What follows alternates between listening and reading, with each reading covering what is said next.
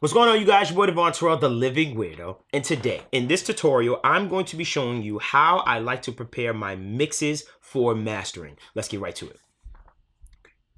So this song is called Limbo. It's a hip-hop, R&B, melodic, heavy 808 type track. You'll get the gist of it when you hear the song. What I have to explain to you before I even play the song is this.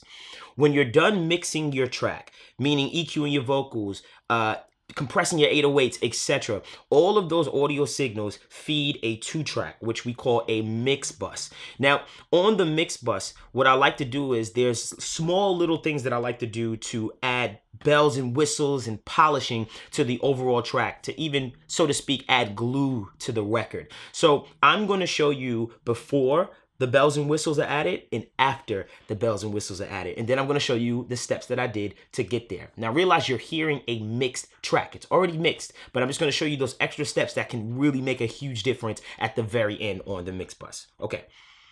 So here's the song before the bells and whistles. I wish that I can blame you, but I made my bed. Now my phone is blowing up. Let's just talk up in the DM. I can see you catching. Okay, now I'm gonna play it for you with the bells and whistles. I wish that I can blame you, but I made my bed. Now my phone is blowing up. Let's just talk up in the DM. I can see you catching feelings, and I can't lie, I feel it too. What's the reaction? Okay, so what I heard in that when I put the bells and whistles on was I heard the vocals cut through that mix. I felt like the 808 in the bottom end of the entire track just kind of had more oomph, and the entire track as a whole had more life and felt more together and punchy.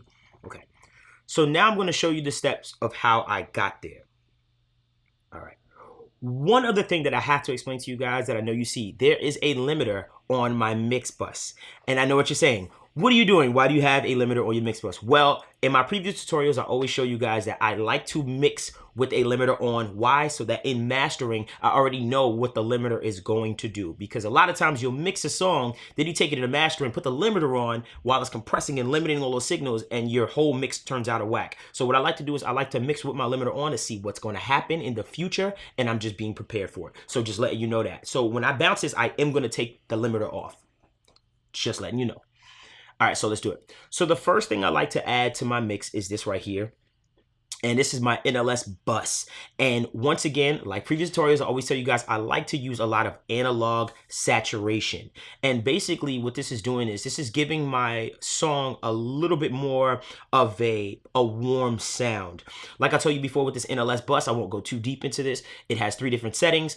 Each setting is something different, modeling an analog board that you see in those $1 million studios. So it's giving me that sound, so to speak. So we have the spike, the mic, the Nevo, SSL, EMI, Neve. For this particular song, I picked the Neve sound because I liked it. It had a nice character to it and really helped with my vocals. So I'll play it for you before and after. So without. I wish that I can blame you, but I made my bed. Now my phone is blowing up. With. I wish that I can blame you, but I made my bed. Now my phone is blowing up. Let's just talk up in the DM.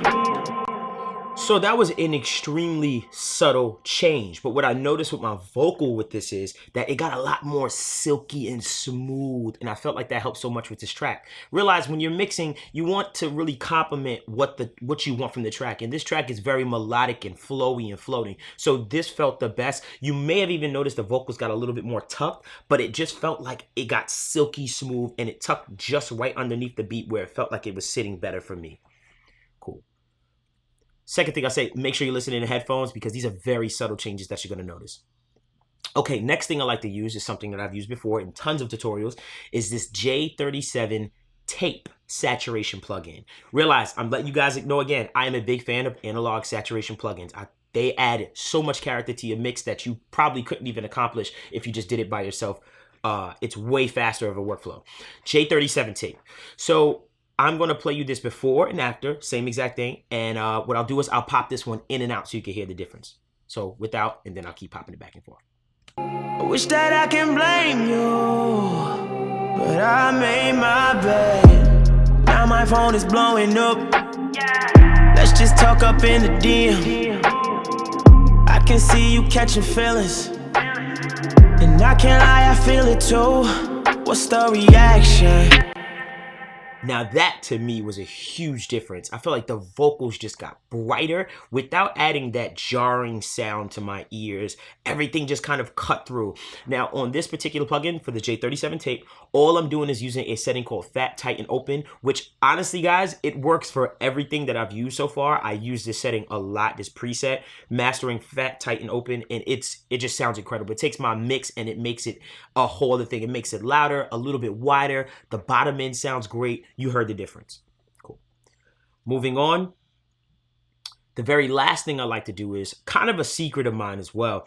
So what I like to do is, and this doesn't go for every single mix, I like to add a C4 multiband compressor. Now, a lot of people will use compression on the end of their mix. Personally, I'm not a fan. What I like to do is I like to use this multiband compressor just to attack certain areas. So I don't want to compress my overall mix, which by all means, some people do that. But for me personally, I like to attack just the frequency ranges that I do want to glue. So what I did with this one was I added some compression between the 194 hertz and 4400 hertz range, which is basically kind of like the brunt of my kick, and a lot of that vocal, and that's that space that I feel like to your ear needs the most glue a lot of times. So this right here is gonna glue my snare, my vocals, some of the mid-range instruments, you'll notice it. And this is basically just a glue. So I'll do it before and after so you get an idea of what it's doing. Before, and I'll keep popping it back and forth. I wish that I can blame you, but I made my bed. Now my phone is blowing up. Let's just talk up in the DM. I can see you catching feelings, and I can't lie, I feel it too. What's the reaction? Thinking back like what the fuck happened? You was here for the moment, but now you stay. And I'm not saying that it's all on you. Cool. Now, I know what you heard.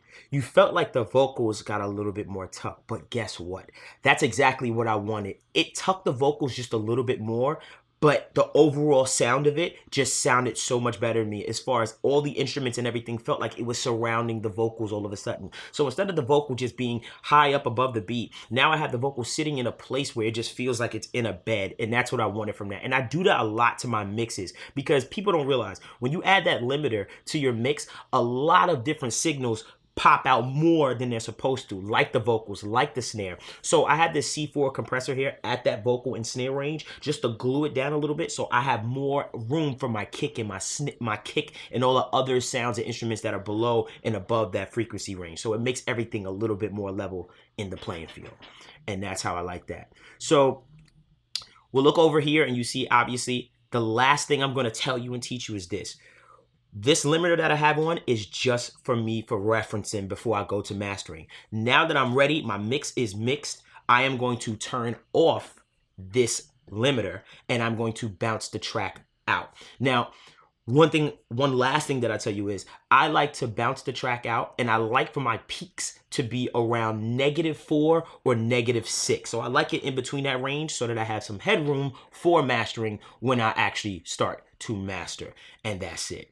And that's basically how I like to prepare my mixes for masters. Nothing crazy, super simple, you guys. Just little things like that that add so much more to your mix. And then when you take it into mastering, we beef it up even more. So, hope you enjoyed that tutorial. Make sure you check out our previous tutorials. Follow us at Help Me Devvon on Instagram. Please leave your comments, like, subscribe on this video. Let me know what tutorial you want to see next. And I'll see you guys next time.